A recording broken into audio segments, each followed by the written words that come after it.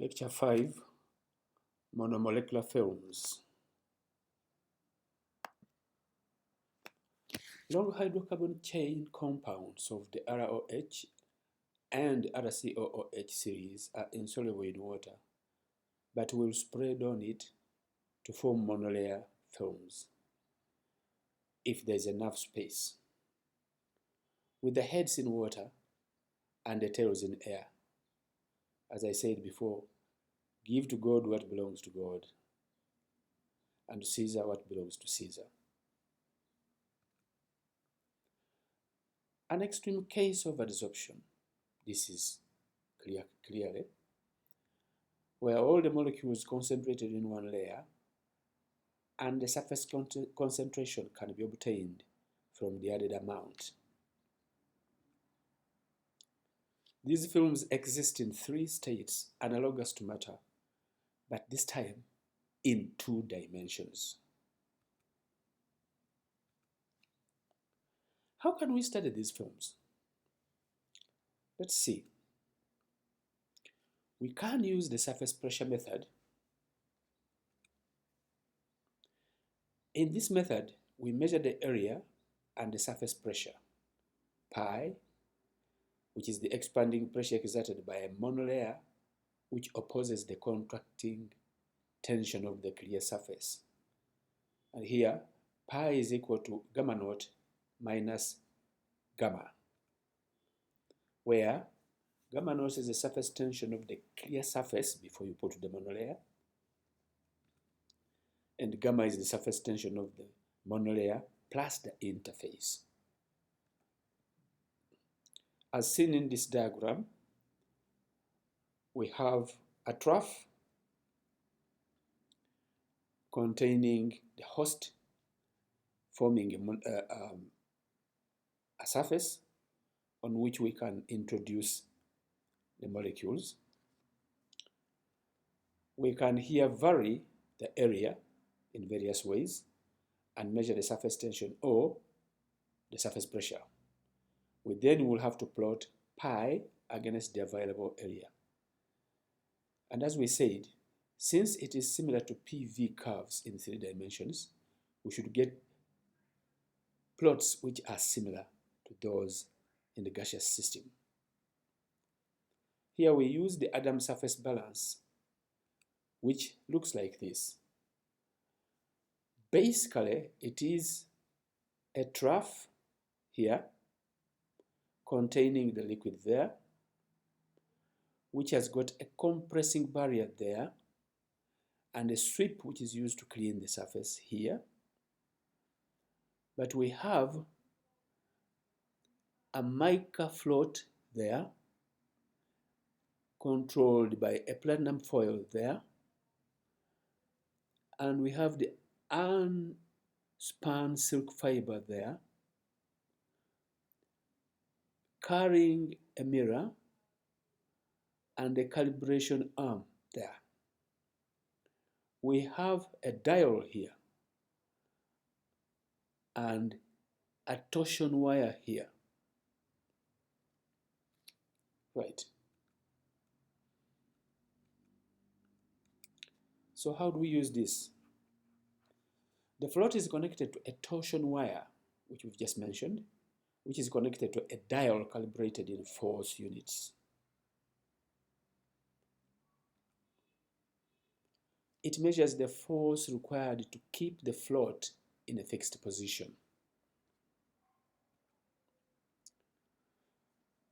We introduce the spreading material dissolved in some volatile material such as ether, and then inject a very small amount of about 0.01 centimeters cubed onto the surface.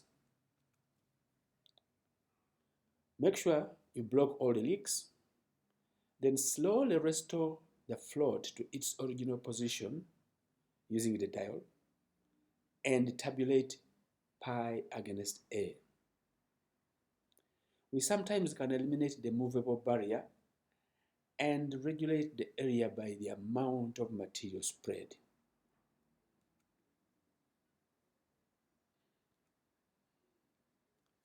Two, We can also obtain by measuring the lowering of gamma naught by a surface film using the Wilhelm plate setup. Then the area is obtained from Gibbs adsorption equation.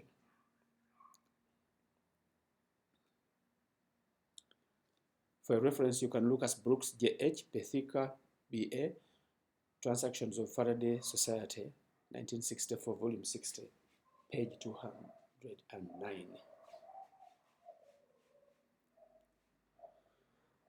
Let us now look at the physical state of the monolayer. Just as we said earlier, they are analogous to the three phases of matter. So in this case, they can then exist as solids, liquids, and gaseous states. This classification is according to the electroadhesion between the molecules.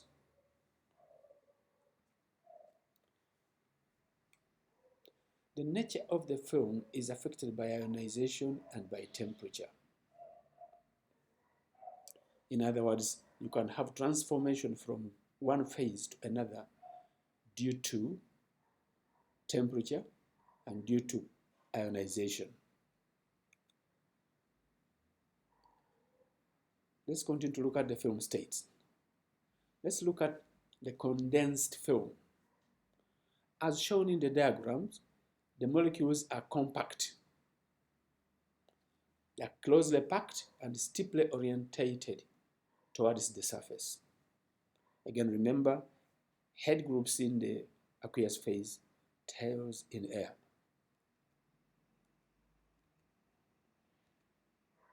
Expanded films.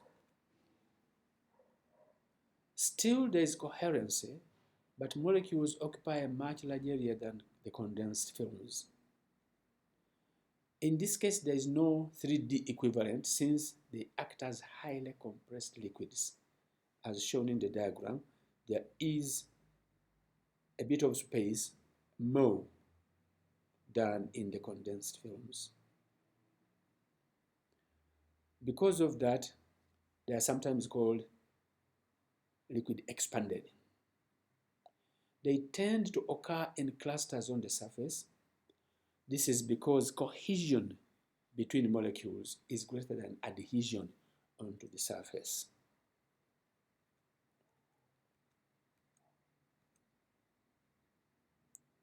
How about the gaseous or vapor films? Here, molecules are separate, completely independent.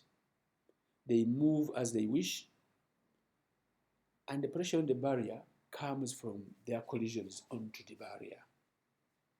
As shown in the diagram, you can see that it's clear that that molecule is independent of that. That one is independent of that, and that one is independent of that. As you can see, they can acquire any shape or any structure they wish because of the freedom they have.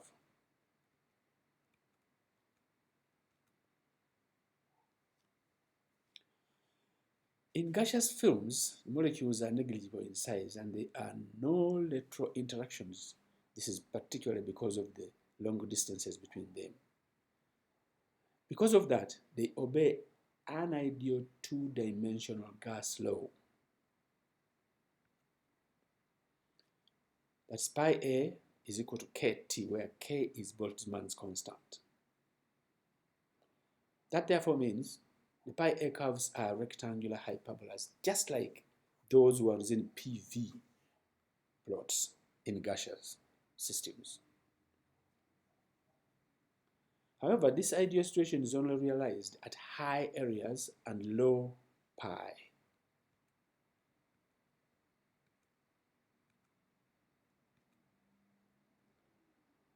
Soluble materials give gaseous films. A very good example are the surfactants. They are sufficiently dilute and hence have negligible solute-solute interactions at the surface.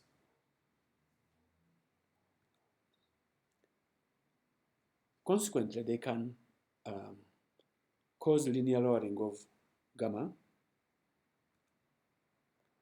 That means gamma, the surface tension at any concentration, is equal to gamma naught minus Bc, where B is a constant, or gamma naught minus gamma is equal to Bc. If we differentiate this, we will obtain the gamma by dc is equal to minus B. Right, now remember that for the next part of